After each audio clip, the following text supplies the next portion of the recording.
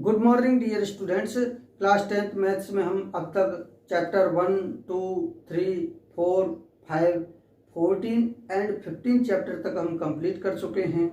Last time हमने exercise 14 को complete किया है।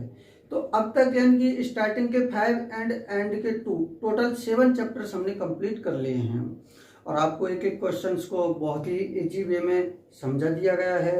आई होप सभी बच्चों को ये क्वेश्चंस भी बहुत ही आसानी से समझ में आ गए होंगे।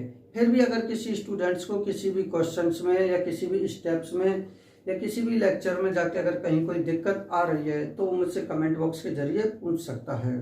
मैं आपको वहाँ पर रिप्लाई देने जरूर आता हूँ। जितने भी बच्चे कमेंट करते हैं उनका कमेंट मेरे जो यूट्यूब के होम पेज पर ऊपर ही ऊपर आ जाता है, जहाँ पर मैं देख लेता हूँ कि इस बच्चे ने ये कमेंट किया और उसको वहीं पे रिप्लाई दे देता हूँ। ज़्यादा नहीं, मतलब मैक्सिमम 24 आवर्स में आपको आपके कमेंट का रिप्लाई मिल ही जाएगा। आपका कोई भी क्वेश्चन हो तो मैं वहाँ पर रिप्लाई देता ही हूँ। तो ज़्यादा से ज़्यादा बच्चे कमेंट बॉक्स के जरिए भी पूछे मेरे से क्वेश्चंस, क्योंकि वहाँ पे भी उनको रिप्लाई मिलेगा ही। और ये जो चैप्टर 1 से लेके 5 और 14, 15 जो हमारे हुए हैं उनकी जो एक प्लेलिस्ट बना ली ताकि आपको लेक्चर क्रमबद्ध तरीके से मिल जाए, और उनकी जो लिंक है वो आपको डिस्क्रिप्शन बॉक्स में मैंने दे दी है। इसके बाद में हम चैप्टर 14 कंप्लीट हुआ है हमारा। चैप्टर 14 के जो फॉर्मूलाज हैं वो सभी को लर्न होने चाहिए। उन फॉर्मूलाज को एक बार माइंड में सेट कर लो और अच्छे ढंग से लर्न कर लो, फिर आपको कहीं कोई दिक्कत नहीं आएगी। और उसमें जो मीनिंग है वर्डों के, जैसे एल क्या है, एच क्या है, सी एफ क्या है, एफ क्या है और एन क्या है, तो इन सब मीनिंग्स को, ये जो वर्ड हैं इनके मीनिंग्स आप याद कर लो ताकि आपको बहुत ही आसानी से क्वेश्चंस होने लग जाएं और बहुत ही इजीली आप कर लोगे इनको। अब चैप्टर 14 के बाद में अब हम स्टार्ट करने जा रहे हैं एक्सरसाइज 7, और 7 का नाम क्या है, कोऑर्डिनेट ज्योमेट्री, जिसको आप निर्देशांक ज्यामिति भी बोलते हैं। क्लास 9th में भी पढ़ के आए हैं, चैप्टर नंबर 3 के अंतर्गत कोऑर्डिनेट ज्योमेट्री। देखिए अब तक जो हमारा पढ़ने का शेड्यूल है वो लेक्चर वाइज चलता रहा है। Lecture 1, lecture 2। तो लेक्चर 1 में हम सबसे पहले इंट्रोडक्शन और उसका क्वेश्चन 1 सॉल्व करते हैं। तो आज भी हम लेक्चर 1 में introduction and question number 1 solve करेंगे। तो ये एक्सरसाइज 7.1 का लेक्चर नंबर 1 है। इसकी जो प्लेलिस्ट है उसका लिंक भी आपको डिस्क्रिप्शन बॉक्स में मिल जाएगा, और प्लेलिस्ट में सभी लेक्चर्स आते जाएंगे। उसी प्लेलिस्ट में ये लेक्चर मिल जाएगा आपको, और आगे के जितने भी लेक्चर है वो उसी प्लेलिस्ट में आते जाएंगे। अब हम स्टार्ट करते हैं इंट्रोडक्शन से, क्योंकि इंट्रोडक्शन सबसे इंपॉर्टेंट होता है, इसलिए इंट्रोडक्शन को शुरू से लेके एंड तक, और आगे जो इंट्रोडक्शन के बेस पर हम क्वेश्चन करेंगे उन क्वेश्चंस को भी आप एक एक क्वेश्चंस को आप ध्यान से समझिएगा, आपको पूरा समझ में आ जाएगा, किसी को कहीं कोई डाउट नहीं रहेगा। देखिए इंट्रोडक्शन समझाने के लिए मैंने, यानी कि परिचय समझाने के लिए मैंने आपको एक क्वेश्चन दिया है, find the distance between 2 points. आपको 2 पॉइंट्स दे रखे हैं, एक पॉइंट तो दे रखा है P23 और एंड Q41, यानी कि 2 बिंदुओं P23 और Q41 के बीच की दूरी ज्ञात करो। इस कोऑर्डिनेट ज्योमेट्री में हमें यही करना है कि हमारे पास ग्राफ पेपर होता है या हमारे पास ये कार्टेशियन प्लेन होता है, जिसको आप 9th क्लास में भी पढ़ के आ चुके हैं। और इस प्लेन पर जो हमें 2 पॉइंट्स दे रखे हैं P23 और Q41, इनके बीच का डिस्टेंस निकालना है। सबसे पहले हम इंट्रोडक्शन को अच्छे ढंग से समझने के लिए हम 2 नंबर्स दे दिए मैंने, इन पर अप्लाई करेंगे। उसके बाद में जनरल फॉर्म से हम फॉर्मूला लेके आएंगे, और फॉर्मूले के बाद में हम क्वेश्चन नंबर 1 सॉल्व करेंगे। तो आप सबसे पहले तो इसको समझिए कि ये कैसे है। तो आपको 2 पॉइंट है, तो सबसे पहले 2 पॉइंट है ना, इन दोनों पॉइंट्स को आप ग्राफ का बना लो। ये आपका ग्राफ है, तो P23। अब हम एक्स कोऑर्डिनेट कितना हो जाएगा इसका 2, और वाई कोऑर्डिनेट कितना देगा इसका 3। तो हम एक्स एक्सिस पर 2 पॉइंट्स जाएंगे और वाई पे कितना जाएंगे, हम 3 जाएंगे। तो वाई पे ऊपर कितना होगा 3, तो ये 1 हो गया यहाँ पर, और ये इसके सामने 2 हो गया, और ये इसके सामने 3 हो गया। अब यहाँ से यहाँ पर जाएंगे तो ये कौन सा आ जाएगा, P पॉइंट आ जाएगा। P पॉइंट आ गया, जिसका एक्स कोऑर्डिनेट तो 2 आ रहा है, तो ये कितना हो जाएगा 2, और जो वाई कोऑर्डिनेट है वो कितना आ रहा है, 3 आ रहा है, तो 2 और 3 हो गया। इसके बाद में हम और क्या कह रहा है हमारे पास, और Q41 क्या है, Q41। तो हम Q के लिए कहाँ जाएंगे, 41 पर। तो x कोऑर्डिनेट, पहले x कोऑर्डिनेट आता है तो हम x के लिए 4 जाएंगे, x के लिए 1 2 3 4, तो 4 यहाँ पर हो गया। और 1 भी जाना है ऊपर y के लिए, तो y ऊपर है तो हम y के लिए 1 ऊपर जाएंगे, तो ये क्या हो जाएगा 1। तो ये हो जाएगा Q, और इसको क्या बोलेंगे हम 4, 1 बोलेंगे। ये हमारे दोनों पॉइंट्स हैं, और इन दोनों पॉइंट्स के बीच का हमसे डिस्टेंस पूछा है कि भाई ये दोनों पॉइंट्स हैं, इन दोनों के बीच का डिस्टेंस क्या होगा। ये जो कार्टेशियन प्लेन है इसके बारे में आप ऑलरेडी जानते ही हो, मैंने जो थर्ड चैप्टर है उसमें भी बता रखा है कि ये एक्स एक्सिस है, ये वाई एक्सिस है। इसको आप 9th क्लास में ये भी पढ़ के आए हो कि इसको क्या बोलते हैं हम, एब्सिसा, क्या बोलते हैं हम, एब्सिसा, और इसको क्या बोलते हैं हम, ऑर्डिनेट भी बोलते हैं। इनके दो नाम याद रखना, एब्सिसा और ऑर्डिनेट। हिंदी में इसको बोलते हैं भुज, क्या बोलते हैं, भुज, और इसको बोलते हैं क्या, कोटि बोलते हैं। क्या बोलते हैं इसको, कोटि बोलते हैं। तो इनका ये जो एक एक नंबर में कभी कभार पूछ लेता है, एब्सिसा, ऑर्डिनेट, यानी कि भुज और कोटि बोलते हैं। तो ये तो मैंने आपको इनके बारे में और सामान्य जानकारी बता दी कि ये दोनों लाइन है, इनका जो इंटरसेक्शन पॉइंट है इसको ओरिजिन बोलते हैं, जिसके कोऑर्डिनेट्स क्या होते हैं, 0 0 होते हैं। 9th क्लास के कंपार्टमेंट वाले पेपर में भी आया था ये कि भाई जहां पर दोनों लाइनें इंटरसेक्ट होती हैं उस पॉइंट के कोऑर्डिनेट्स क्या होते हैं, तो वो 0 0 होते हैं, उसको ओरिजिन बोलते हैं, ये वाला। अब आपको बताना है कि P और Q के बीच का डिस्टेंस क्या है। क्या बताना है आपको कि P और Q के बीच का डिस्टेंस, ये कैसे फाइंड आउट करें। तो देखो, इसको फाइंड आउट करने के लिए मैं आपको एक छोटा सा तरीका बताता हूं। हम काम करते हैं कि ये जो P है ना, इस P के पैरेलल में एक यहां से, ये P देखते हैं हम कौन सी जगह पे है, तो ये P एक तो ये तो 4 1 वाला हो गया, ठीक है, और एक हम यहां से देखते हैं इसका x कोऑर्डिनेट से ये वाला डिस्टेंस, और इसको हम ऐसे मिला भी देते हैं, ये पूरा हाईलाइट से मिला देते हैं ये वाला, और ये इधर से हम इसको देखते हैं, ये 1 पे आ रहा है और ये 3 पे ऐसे जा रहा है। कहने का मतलब ये देखा है मैंने कि ये 4 को मैंने यहाँ पर मिला दिया डॉट डॉट करके, इसको भी यहाँ से डॉट डॉट करके मिला दिया, इसको भी इधर डॉट डॉट करके मिला दिया, इसको भी डॉट डॉट करके मिला दिया। एक हमारा यहाँ पर आके एक ट्राइंगल बनेगा, और इस ट्राइंगल को ध्यान से देखिएगा कि ये ट्राइंगल कौन सा ट्राइंगल होगा, राइट ट्राइंगल होगा। और हम इस राइट ट्राइंगल में पाइथागोरस थ्योरम लगा के इस पी क्यू का डिस्टेंस फाइंड आउट कर सकते हैं, बशर्ते कि हमारे पास ये वाले दोनों डिस्टेंस हो।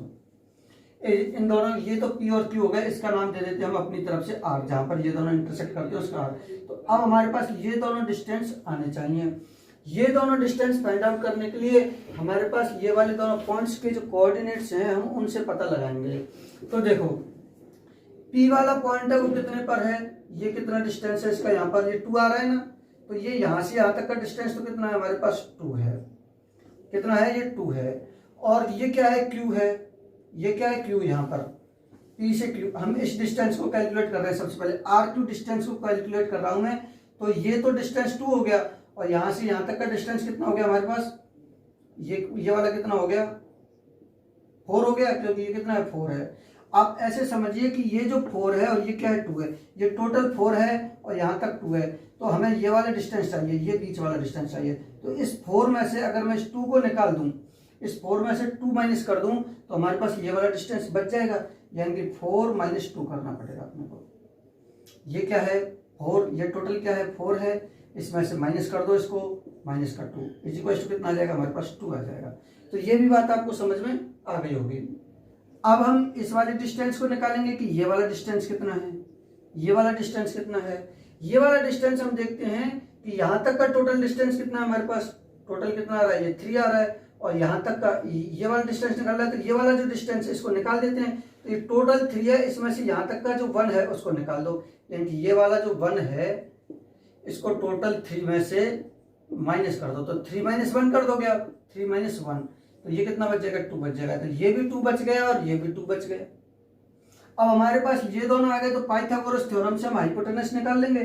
पाइथागोरस थ्योरम क्या कहती है कि hypotenuse is equal to base का स्क्वायर प्लस, क्या होता है, बेस का स्क्वायर प्लस परपेंडिकुलर का स्क्वायर। और हाइपोटेनस हमें निकालना है, और बेस हमारा कितना है, 2 है, तो हम क्या करेंगे, 2 का स्क्वायर प्लस परपेंडिकुलर भी 2 है हमारा, तो प्लस 2 का स्क्वायर, ये कितना हो जाएगा, 4 + 4 इज इक्वल टू कितना हो जाएगा, 8। यह है हमारा हाइपोटेनस का स्क्वायर। तो हाइपोटेनस कितना हो जाएगा, हाइपोटेनस क्या है हमारा, PQ, तो ये कितना हो जाएगा, √8। और हाइपोटेनस का मतलब क्या है हमारे पास, हाइपोटेनस क्या है हमारा, PQ, तो हम PQ इज इक्वल टू क्या लिख देंगे, इसको सॉल्व कर लो। ये 8 को क्या लिख सकते हैं हम, 4 × 2, और 4 का स्क्वायर रूट क्या आ जाएगा, 2, या फिर आप ऐसे कर लो, इस √8 को सॉल्व कर लो। √8 को क्या लिख सकते हैं हम, 2 × 2 × 2, क्योंकि 2 × 2 = 4, 4 × 2 = 8, और पेयर में से एक को बाहर ले लेंगे, तो एक तो बाहर आ जाएगा हमारा और एक अंदर रह जाएगा, क्योंकि पेयर में से एक ही बाहर आ पाता है। तो PQ की वैल्यू हमारे पास 2√2 आ गई। तो इस तरीके से हमारे पास क्या आ गया, 2√2 आ गया। तो कहने का मतलब ये समझना है हमें कि यहाँ से यहाँ तक का जो टोटल डिस्टेंस था हमने उसमें से इसको सब्ट्रैक्ट कर दिया। ये तो हमने नंबर के फॉर्म में देखा था। अब हम इसको जनरल फॉर्म में देखेंगे जहां पर पी और क्यू के कोऑर्डिनेट्स क्या होंगे x1/1 और q के कोऑर्डिनेट होंगे x2/2। तब हम इसको कैसे करेंगे, तो ये वाला तो आप लिख लो, ये वाला फिगर बना लो, इसी फिगर को हम दोबारा से बना के फॉर्मूले को लेके आते हैं कि कैसे आएगा। अब देखिए हमने नंबरों के बेस पर तो समझ लिया, अब हम इसको समझना चाहते हैं किसके बेस पर, पॉइंट्स के बेस पर, नॉर्मल जैसे x1/1 कोऑर्डिनेट्स दे रखे हैं तो उनके बेस पर, जिससे हमारा एक फॉर्मूला बन जाए और इस फॉर्मूले की हेल्प से हम सॉल्व कर सकें। तो इसने कहा है आगे कि find the distance between two points p x1/1 and q x2/2। अगर आपके लिए दो पॉइंट्स p x1/1 और q x2/2 दे रखे हैं तो आपको उनके बीच की दूरी निकालनी है। तो हमने मान लिया कि p पॉइंट तो ये है p, जिसके कोऑर्डिनेट्स हो गए x1/1 और q क्या हो गया x2/2, और इन दोनों के बीच का जो डिस्टेंस है ना वो निकालना है आपको कि अगर p x1/1 और q x2/2 हो तो इन दोनों के बीच का डिस्टेंस क्या होगा। तो हमने ये दोनों पॉइंट्स इस प्लेन पर कहीं भी मान लिए, आप यहाँ पर मान सकते हो, एक पॉइंट को इधर भी ले सकते हो, इधर भी ले सकते हो, इधर भी ले सकते हो, फॉर्मूला वही बन के आएगा, कहीं कोई दिक्कत नहीं आएगी। तो आप चाहे जहां पर इसको बना सकते हो। अब हमने नंबरों के बेस पर समझ लिया तो ये आसान हो जाएगा समझना। हम उसी फॉर्मूले को जो हमने समझाया उसी को ही अप्लाई करेंगे। देखो यहाँ पर हम पाइथागोरस थ्योरम लगाएंगे और पाइथागोरस थ्योरम के बेस पर हम ये जो पी क्यू है उस डिस्टेंस को लेके आएंगे। पाइथागोरस थ्योरम के लिए हमें राइट एंगल ट्रायंगल की जरूरत पड़ेगी। तो राइट एंगल ट्रायंगल बनाने के लिए हम इसको क्या करते हैं कि ये जो डिस्टेंस है ना ये कितना होगा, इसको ऐसे डॉट डॉट करके आगे बढ़ा दो इधर, और इसको भी ऐसे आगे करके डॉट डॉट करके आगे बढ़ा दो, और यहाँ से भी इसको ऐसे बढ़ा दो। इनको ये जो एक्स एक्सिस और वाई एक्सिस पर ले आओ सीधा, कितना आ रहा है देखो, ये इस तरीके से आप ले आओगे तो आपके लिए एक राइट ट्रायंगल ये बनेगा जहां पर दोनों इंटरसेक्ट करेंगे। उस पॉइंट का नाम क्या दे देंगे हम, आर दे देंगे, क्योंकि ये तो हमारा क्या है पी है, ये मैंने यहाँ पर लिखा है, यहाँ पे भी लिख दो पी, और ये हमारा क्या है क्यू है। तो ये जो पॉइंट पी है और ये जो पॉइंट क्यू है, और इस पॉइंट को हम क्या नाम दे रहे हैं, आर नाम दे रहे हैं। तो ये पी क्यू आर हमारा एक राइट एंगल ट्रायंगल बन रहा है जिसका ये वाला एंगल कितना होगा, 90 डिग्री होगा। अब हमें पी क्यू डिस्टेंस निकालना है तो हमारे पास एक तो ये वाला डिस्टेंस आ जाए और एक ये वाला डिस्टेंस आ जाए। देखिए यहां से यहां तक का जो टोटल डिस्टेंस है वो कितना आ रहा है, Q का x कोऑर्डिनेट x2 आ रहा है, यानी कि यहाँ पर ये क्या है, एक बार देखो ये क्या है x2 है, और यहाँ पर ये क्या है x1 है, ये वाला कोऑर्डिनेट क्या है x1 है, तो यहाँ तक का डिस्टेंस क्या हो जाएगा x1 हो जाएगा। हम ऊपर की साइड में जाते हैं p का ये क्या है y1 है, तो ये वाला क्या हो जाएगा y1 हो जाएगा। Q का ये वाला पॉइंट क्या है, सेकंड पॉइंट क्या है y2 है, तो ये वाला क्या हो जाएगा y2 हो जाएगा। अब मैं आपसे पूछता हूं कि यहाँ से यहाँ तक का डिस्टेंस तो x1 है और टोटल डिस्टेंस x2 है। अगर पहले वाले क्वेश्चन में ये टोटल डिस्टेंस 4 था और यहाँ से यहाँ तक का डिस्टेंस अगर मान के चलो 2 था, तो ये वाला डिस्टेंस निकालने के लिए आपने क्या किया था 4 - 2, और ये क्या आ गया था 2 आ गया था। इसी प्रकार से ये जो टोटल डिस्टेंस है x2, इसमें से हम इस छोटे से डिस्टेंस x1 को निकाल देंगे। तो ये वाला डिस्टेंस कितना हो जाएगा, x2 - x1 हो जाएगा। ये बात समझ में आ गई होगी आपको। और ये वाला डिस्टेंस कितना हो जाएगा, टोटल डिस्टेंस क्या है हमारा y2 है, इसमें से इतने वाले डिस्टेंस को हमें निकालना है, तो ये वाला क्या बच जाएगा y2 - y1। टोटल में से y2 में से टोटल है y2, इसमें से इतना सा जो y1 है इसको निकाल दो तो ये वाला डिस्टेंस बच जाएगा हमारे पास। अब आप क्या करोगे कि यहाँ पर क्या लगा दोगे, पाइथागोरस थ्योरम लगा दोगे, और पाइथागोरस थ्योरम लगाकर हम पी क्यू डिस्टेंस को निकाल लेंगे। तो पाइथागोरस थ्योरम आप जानते ही हो, पाइथागोरस थ्योरम से ये जो पी क्यू का स्क्वायर है वो क्या होगा, पी क्यू जो सबसे बड़ी साइड है पी क्यू का स्क्वायर इज इक्वल टू क्या हो जाएगा, पी आर का स्क्वायर प्लस आर क्यू का स्क्वायर, यानी कि बेस का स्क्वायर पी आर का स्क्वायर आधार का स्क्वायर प्लस ये जो है वो क्यू आर है इसका स्क्वायर, क्यू आर का स्क्वायर आ जाएगा। क्या किया है मैंने, ये जो पी क्यू का स्क्वायर है कर्ण का स्क्वायर यानी कि हाइपोटेनस का स्क्वायर, वो इन दोनों के स्क्वायर के सम के इक्वल होगा। Is equal to P R कितना आ रहा है हमारा, पी आर कितना आ रहा है हमारा x2 - x1, क्या आ जाएगा x2 - x1 इसका स्क्वायर हो जाएगा, प्लस क्यू आर कितना आ रहा है हमारा y2 - y1, तो ये कितना हो जाएगा y2 - y1 हो जाएगा, इसका स्क्वायर हो जाएगा। आगे ये क्या चल रहा है, पी क्यू का स्क्वायर। अब P Q is equal to, ये जब स्क्वायर इधर से हट जाएगा तो इधर आएगा तो क्या बचेगा, ये स्क्वायर रूट में बचेगा, और ये पूरे पे स्क्वायर रूट लग जाएगा। ये जो x2 - x1 है इसका स्क्वायर प्लस y2 - y1 है इसका स्क्वायर, इस पर क्या लग जाएगा, स्क्वायर रूट लग जाएगा। इस तरीके से ये दो बिंदुओं के बीच की जो डिस्टेंस होता है, दूरी होता है, उसका सूत्र बन के आता है, फॉर्मूला बन के आता है। ये फॉर्मूला आपको लर्न कर लेना है, सबको याद होना चाहिए। किसी को भी कभी भी स्टैटिक्स के क्वेश्चंस के लिए भी कॉल कर सकता हूं कि भाई इसको याद हुए हैं नहीं, और ये फॉर्मूला ऑन कॉल आपसे किसी से भी पूछ सकता हूं मैं। तो ये सबको लर्न होना चाहिए। अब देखिए हम क्वेश्चन नंबर 1 को सॉल्व करते हैं। एक्सरसाइज 7.1 का क्वेश्चन नंबर 1 है, find the distance between the following pairs of points. बिंदुओं के निम्नलिखित युग्मों के बीच की दूरियां ज्ञात कीजिए। और फर्स्ट है आपके पास 2, 3 और 4, 1। तो आपको ये जो दोनों पॉइंट्स दे रखे हैं, एक तो 2, 3 और दूसरा पॉइंट दे रखा है आपके लिए 4, 1, इन दोनों के बीच का डिस्टेंस फाइंड आउट करना है। तो डिस्टेंस फाइंड आउट करने के लिए आपको क्या आना चाहिए, डिस्टेंस का फॉर्मूला आना चाहिए। और डिस्टेंस का फॉर्मूला क्या कहता है, डिस्टेंस इज इक्वल टू क्या होता है, under the root x2 minus x1, आपको ये याद होना चाहिए, x2 माइनस x1 का square plus y2 minus y1 का स्क्वायर। आप ऐसे याद रखो कि यानी कि x2 में से x1 को निकालना है और उसका स्क्वायर करना है, y2 में से y1 को निकालना है, उसका स्क्वायर करना है। 4 बार फॉर्मूले को माइंड में रीड करके देखो, अभी वीडियो को रोककर अपने आप याद हो जाएगा। हमारे पास ये पॉइंट दे रखे हैं, तो ये तो क्या होता है आपको पता ही है, x1, और ये वाला क्या होता है हमारे पास y1 होता है। ये क्या होता है अगला वाला, इसको हम क्या मानते हैं, x2, और इसको क्या मानते हैं हम, y2 मानते हैं। यानी कि x1 कितना हो जाएगा 2 और y1 कितना हो जाएगा हमारे पास 3, क्योंकि x1 y1 से कंपेरिजन कराएंगे। और ये x2 कितना हो जाएगा 4 हो जाएगा, y2 कितना हो जाएगा 1 हो जाएगा। ये जो वैल्यूज है इस फॉर्मूले में पुट अप कर दो, तो डिस्टेंस आ जाएगी आपकी, डिस्टेंस बिटवीन 2 पॉइंट्स। यही तो पूछा है, distance between the following pairs of points. तो आप फॉर्मूला लगाओ और बहुत ही आसान है। अब सेकंडों में क्वेश्चन होते जाएंगे, अब सेकंडों के क्वेश्चन तुरंत होते जाएंगे। x2 माइनस x1 करो, x2 कितना है हमारे पास 3, x2 कितना है हमारे पास 4 है, तो 4 माइनस x1, x1 कितना है हमारे पास 2 है, इसका क्या है स्क्वायर है, plus y2 minus y1, y2 कितना है हमारे पास 1 माइनस, और y1 कितना है हमारे पास 3, तो 1 माइनस 3 हो जाएगा। इस पर भी क्या लगा हुआ है, स्क्वायर लगा हुआ है। हमने फॉर्म यहाँ से वैल्यू उठा के और इनकी वैल्यूज यहाँ पर पुट अप कर दी हैं।